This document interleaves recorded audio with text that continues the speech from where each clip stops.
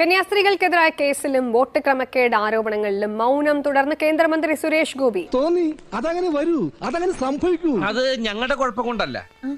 എന്നെ മനഃപൂർവ്വം കരിവാരിത്തേക്കാൻ കുറച്ച് ആൾക്കാർ ഇറങ്ങിയിരിക്കുകയാണ്. ചെയ്ത സഹായങ്ങൾക്ക് നന്ദി എന്ന് മാത്രമായിരുന്നു എല്ലാ ചോദ്യങ്ങൾക്കുമുള്ള മറുപടി. അല്ല, എന്തെങ്ങനെയൊക്കെ പറയണേ? ഒരു ദുർബല നിമിഷത്തിൽ ഞാൻ അങ്ങനെ പറഞ്ഞു പോയെന്നേ ഉള്ളൂ. ഈ വോട്ടർ പട്ടികയിൽ നിരവധിയായ ആളുകൾ ജില്ലയ്ക്ക് പുറത്തു നിന്നും അതുപോലെ തന്നെ ഈ തൃശൂർ ലോക്സഭാ മണ്ഡലത്തിന് പുറത്തു നിന്നുമുള്ളവരും വോട്ട് ചെയ്തിരുന്നു. ഈ എന്തെന്നും അത് ഈ പറയുന്നല്ലോ, ഈ കേസലാകെ കുഴഞ്ഞു പറയുന്ന പോലെ ഉണ്ടല്ലോ. ഒരാവേശത്തിലെടുത്ത് ചാടി വേണ്ടായിരുന്നു അല്ലേ?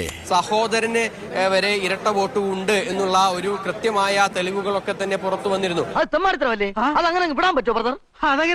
അപ്പോഴും ആ വിഷയത്തിലും ഒന്നും തന്നെ ഇതുവരേക്കും അദ്ദേഹം പ്രതികരിക്കാനായി ഒന്നും തയ്യാറായിട്ടില്ല. ഇവനെ സൂക്ഷിക്കണം, ഇവൻ നമ്മളെ കുഴപ്പിക്കാനുള്ള പരിപാടി, ഇവനിതിൽ എന്തോ കൈയുണ്ട്. എവിടെ പോയി ഭരചന്ദ്രൻ? ഇപ്പോഴൊന്നും ഈ സുരേഷ് ഗോപിയിലൊന്നും കാണുന്നില്ലല്ലോ.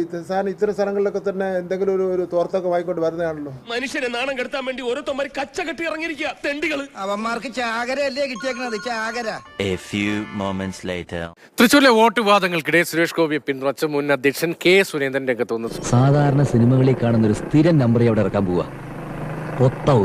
സുരേഷ് ഗോപി തൃശ്ശൂരിൽ ലോക്സഭാ തെരഞ്ഞെടുപ്പിൽ മത്സരിക്കുമ്പോ പാർട്ടിയുടെ സംസ്ഥാന അധ്യക്ഷനായിരുന്നു ഞാൻ. അതുകൊണ്ട് ഇപ്പൊ എന്താ? അല്ല, ഒന്നുമില്ല. അപ്പൊ എനിക്കറിയാം എന്താണ് നടന്നത്, തെരഞ്ഞെടുപ്പിന്റെ പ്രചാരണം എങ്ങനെയായിരുന്നു. വെറുതെ കിടന്ന് ഉരുളാദാശനെ ആശാന്റെ കംപ്ലീറ്റ് ബയോഡാറ്റ ഞങ്ങൾക്ക് കിട്ടിക്കഴിഞ്ഞു. കിട്ടിയല്ലേ?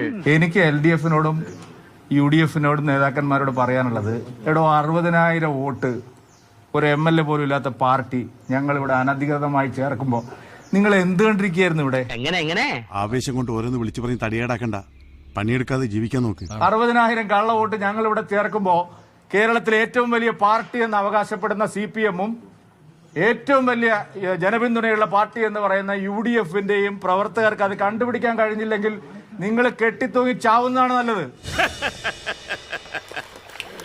എങ്ങനെയുണ്ട് എന്റെ പെർഫോമൻസ്? ഈശ്വര, ഇതൊക്കെ എന്റെ തലയിലാവൂലോ. അതെങ്ങനെ നിന്റെ തലയിലാവണം? പിന്നെ നീ കയറിയേക്കോ?